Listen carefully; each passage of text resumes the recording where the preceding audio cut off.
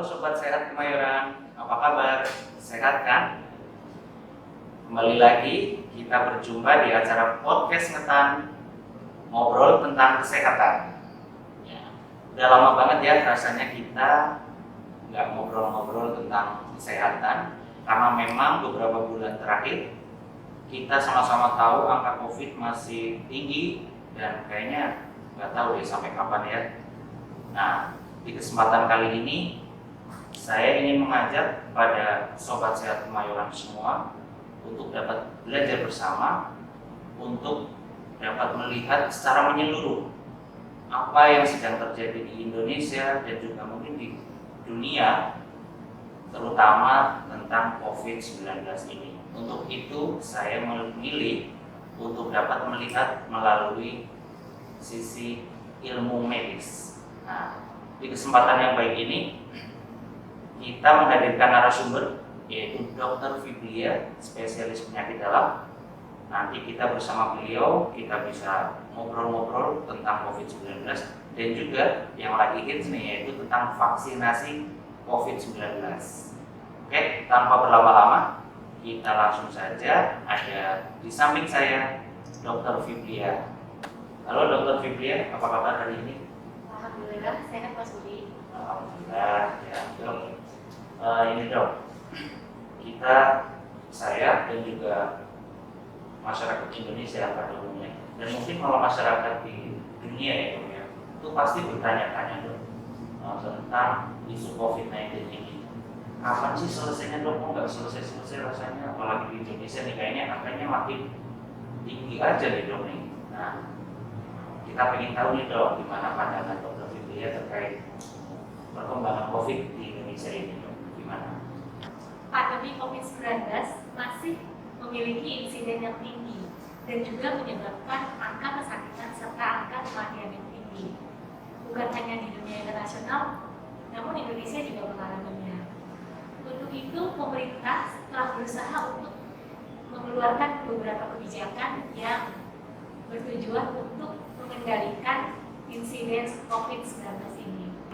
Betul sekali dok, jadi memang kita tahu angkanya masih tinggi ya dok ya, dan saya juga tahu pemerintah melakukan upaya-upaya. Nah, apa sih dok upaya yang sudah dilakukan pemerintah dalam rangka untuk memerangi COVID-19 ini dok? Beberapa langkah yang dilakukan pemerintah untuk mengurangi laju perkembangan COVID-19 ini, salah satunya adalah pelaksanaan vaksinasi COVID-19 Mas Budi. Dan itu sekarang menjadi isu terbesar yang sama-sama kita sudah ketahui, di mana diharapkan vaksinasi ini dapat mengurangi laju perkembangan dari kasus COVID-19. Wah, sebentar dok, saya potong nih, maaf nih dok. Ini menarik sekali ya, Sobat Sehat Kemayoran. Jadi upaya pemerintah untuk mengurangi tingginya angka penularan COVID yaitu dengan vaksinasi ya dok ya. Tapi sebelum kita lanjut ke vaksinasi ini, kita ingin tahu juga nih dok.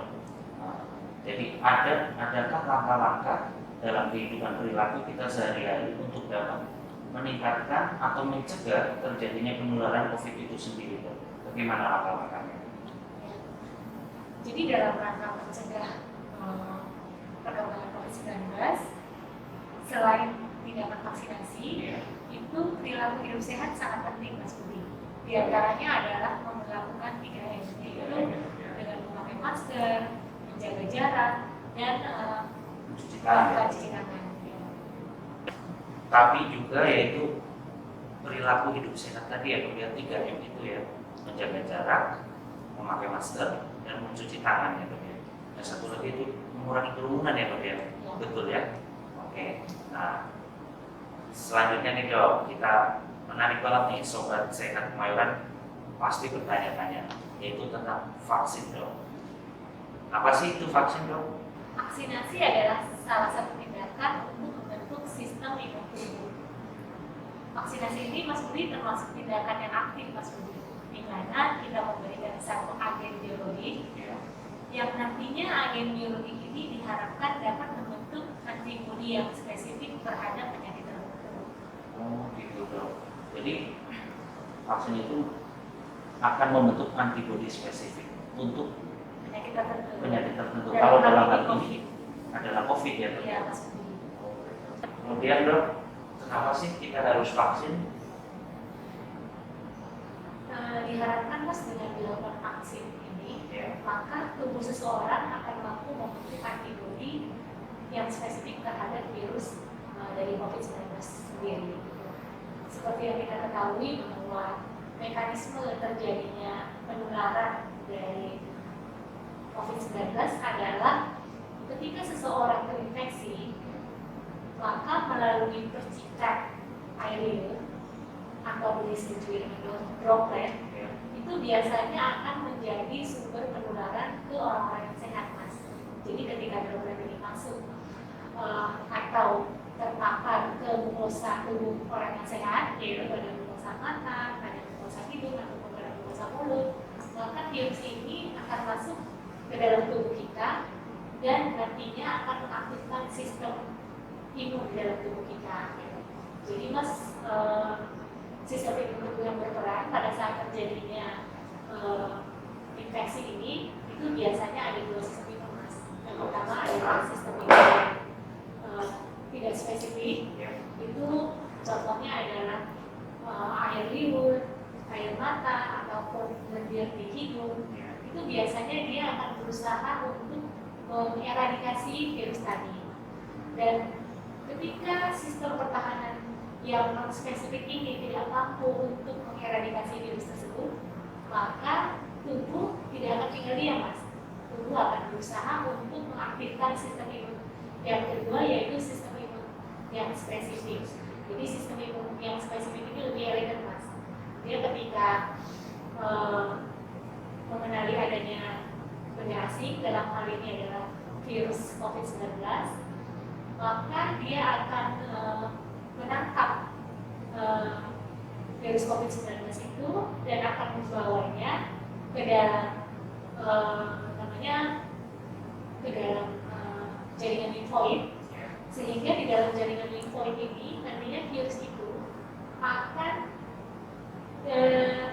diharapkan untuk dapat dikenali oleh beberapa sel yang nantinya akan membentuk antibodi terhadap virus tersebut, yaitu melalui pengaktifan sel T dan sel B. Jadi vaksinasi itu sebenarnya dia berperannya terutama pada sel B, namun juga berperan pada aktivasi dari sel T sebenarnya. Semua itu untuk menangkal virus itu, untuk pembentukan antibodi. Iya. Oke dok, kemudian sobat sehat Kemayoran pasti bertanya-tanya nih dok. Jadi kalau mau divaksin, aman nggak sih dok vaksinnya itu? Gimana menurut dokter? Vaksin COVID-19 ini dinyatakan aman oleh karena telah melalui uji baik itu preklinik maupun klinikas. Jadi kalau uji preklinik itu yaitu dilakukan pada hewan, biasanya pada tikus dan kera. Dan pada uji klinik itu melalui 3 fase, adalah namanya fase 1, 2, dan 3. Untuk fase 1 biasanya vaksin itu dites berapa dosis yang aman dan dilihat juga keamanannya dan juga dinilai imunogenitasnya, Mas. Jadi dia dinilai baik nggak setelah melalui fase yang pertama, dia dilanjutkan dengan fase yang kedua. Jadi bedanya fase pertama dengan fase kedua itu dia diujikan pada beberapa jumlah orang yang lebih besar daripada fase pertama. Kalau fase pertama itu biasanya hanya puluhan orang, kalau di fase kedua dia ratusan orang, dan yang ketiga tetap sama ujinya, dia biasanya diberikan pada ribuan orang. Dan pada fase ketiga ini selain melihat dosis, keamanan, dia juga dapat melihat efek samping dari vaksin. Jadi kita nggak perlu ragu, Mas, karena memang setelah melalui uji dari fase praklinik dan klinik ini, itu baru dikatakan semua vaksin layak. Jadi ada keputusan terakhir dari bukan hanya pemerintah di Indonesia, ini juga secara internasional bahwa menyatakan Jadi proses dari pembuatan vaksin itu sendiri butuh banyak banget tahap ya dok ya, dari pra sampai klinik itu sendiri ya dok ya. Kemudian begini dok, kita tahu yang beberapa negara di dunia khususnya di Asia ini, yang kita tahu di Indonesia menggunakan vaksin jenis Sinovac ya, atau merek Sinovac gitu ya dok ya. Nah, pengen tahu dok kita seberapa efektif sih vaksin Sinovac ini dan resikonya seberapa besar sih dok dibanding mungkin vaksin yang lain, gimana? Ya. Berdasarkan hasil penelitian yang sudah dilakukan Mas, jadi efikasi dari vaksin Sinovac ini yaitu 65,3%. Angka ini mengindikasikan bahwa pada orang yang dilakukan vaksinasi itu insiden untuk terjadinya COVID-19 itu akan berkurang 65,3% dibandingkan orang yang tidak dilakukan vaksinasi, Mas.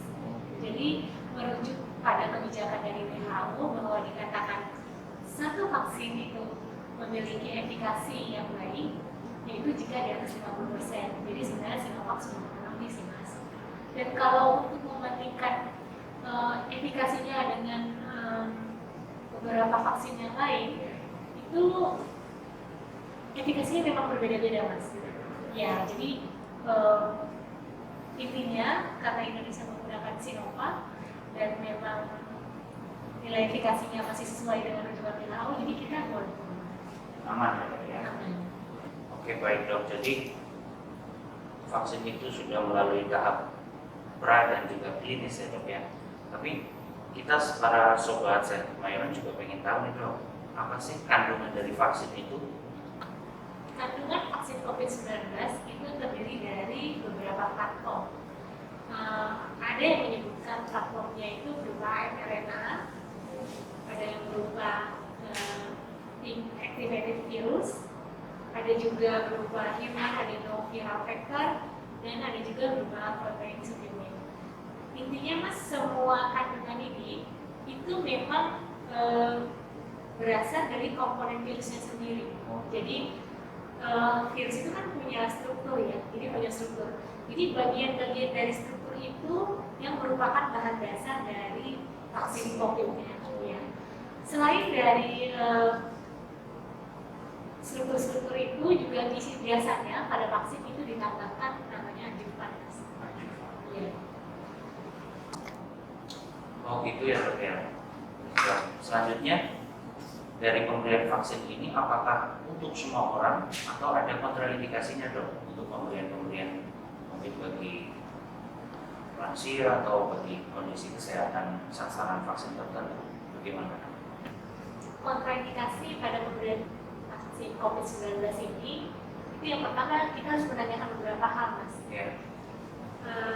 Yaitu pertama itu kita harus menanyakan ada riwayat alergi nggak terhadap vaksin COVID kalau dia sudah pernah mendapat suntikan pertama. Jika belum pernah mendapatkan suntikan pertama, biasanya kita menanyakan kira-kira pasien pernah ada riwayat alergi nggak dengan pemberian vaksin lainnya. Namun yang diharapkan dari pertanyaan ini adalah apakah kandungan dari vaksin lainnya ini mirip nggak dengan vaksin COVID-19. Tapi saya rasa nggak mirip. Yang kedua, kita harus menanyakan apakah pasien dalam keadaan yang fit. Jadi ketika pasien dalam keadaan infeksi akut itu dikontraindikasikan dalam pemberian vaksin COVID-19. Dan yang ketiga, pasien juga harus ditanyakan apakah ada riwayat penggunaan obat-obat tertentu seperti penggunaan steroid ataukah ada penggunaan kemoterapi sehingga memang hal ini akan berpengaruh nantinya terhadap pemberian vaksin COVID-19. Oh gitu dok, berarti dalam proses sebelum pemberian vaksin melalui screening dulu ya dok ya?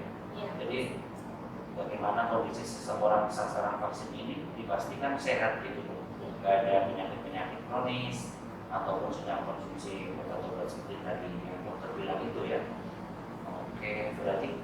Oke sobat sehat kemayoran, berarti dari jawaban dokter Biblia tadi, penjelasan dokter Biblia, kita dapat ambil kesimpulannya bahwa pemberian vaksin ini sangat aman dan sangat dianjurkan karena memang vaksin ini fungsinya untuk mensupport kita, dalam hal ini adalah antibodi yang lebih dibandingkan orang yang tidak divaksin, dan tingkat keamanannya sendiri sangat aman, tingkat efektivitasnya juga sangat tinggi ya dok ya, lebih dari 50%, yaitu 65,3% ya dok ya.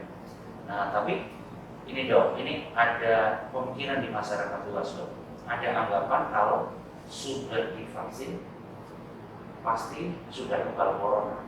Gimana penjelasan dokter?